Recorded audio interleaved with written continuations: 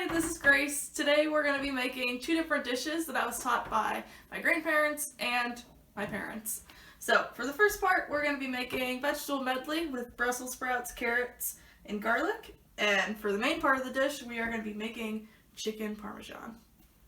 So we're going to start with our vegetable medley today. The two things I'm choosing to put in there are Brussels sprouts and carrots with some garlic cloves. And vegetables are important to my family because I was a vegetarian for many years. My sister was a vegetarian when I was growing up. So it's just something that my family ate a lot during my childhood. And we had a large garden in the backyard. So I grew up around vegetables, growing them, eating them, cooking them. They are something that I am very familiar with. We always had carrots, and my family loves Brussels sprouts, so what better vegetable medley than the two things that we love? And we tend to keep our vegetable dishes very minimal. We don't put a lot of spices on them, so we'll use things like garlic, lemon juice, olive oil, salt and pepper, and keep it pretty minimal, things that don't have a lot of flavor, because we just like vegetables, we like the way that they taste, so we don't want to overwhelm the flavor with a lot of spiciness or other types of seasonings. And garlic is something that my family uses a lot, not just in cooking, but my grandparents always believed that garlic had antimicrobial properties that helped with skin healing. So whenever they had a wart or cut or anything like that, they would put a clove of garlic chopped up underneath a band-aid on their skin because they believed that it would help warts go away. So on to the vegetable medley. Like I said, we use just a little bit of lemon juice,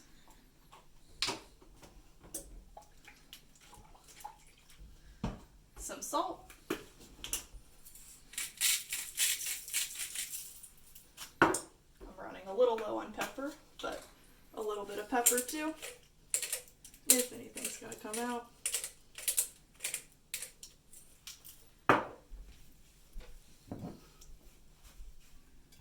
And olive oil.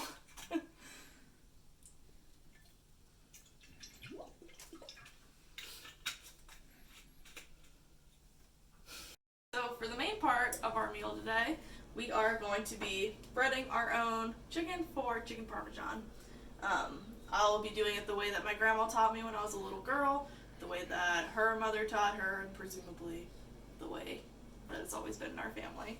So we start with our chicken breast cut in half, so we have 4 slices. We are going to use some breadcrumbs. I have some that already have seasoning in them. If I had plain breadcrumbs, I would put oregano, thyme, basil, and parsley into them. And like I said with the vegetables, we don't add a lot of seasoning to them. So on our meats is where we put the little spice in. So we have red pepper flakes. So that's all going to go in one bowl. The breadcrumbs and any seasonings you would want, pepper, salt, cumin, anything you would want in your breading. And then in the other bowl, there's an egg bath with 2 eggs cracked in there with a little bit of pepper. So I'll walk you through how to do that. I don't really use measurements. I just kind of do it by my eye. I've done this a lot of times in my life. Fill up your breadcrumbs pretty much just so it coats the bottom of the bowl, because that's where you'll be putting your meat. Add in some red pepper flakes. The spicier you want it, the more red pepper you should put in there. Mix it around a little bit. Looks nice. And like I said, in the other bowl is an egg bath. So I'm going to crack 2 eggs in here. Trying my very hardest not to get any egg whites.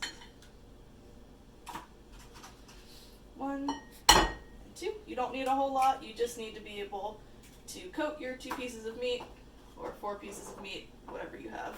A little bit of salt and a little bit of pepper. Because after they're breaded, you're not going to be able to add any seasonings. So it's important to make sure that in these 2 bowls you have everything that you would want to put on your chicken. Mix these together.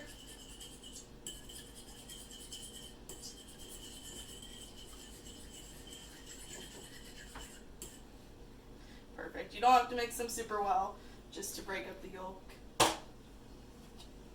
You start with 1 piece of chicken. You never want to be able to mix what's in here, so ideally you'll have 2 people, 1 person in the egg bath, 1 person in the breading. But it's just me today, so we're going to do that. Bread your piece of chicken, make sure it's covered on all sides. Put it over here in your breadcrumbs. Again, make sure it's covered on all sides.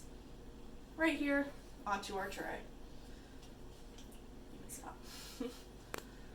Dishes are ready to go in the oven. I have it preheated right about 375. I'm going to put them both in the oven.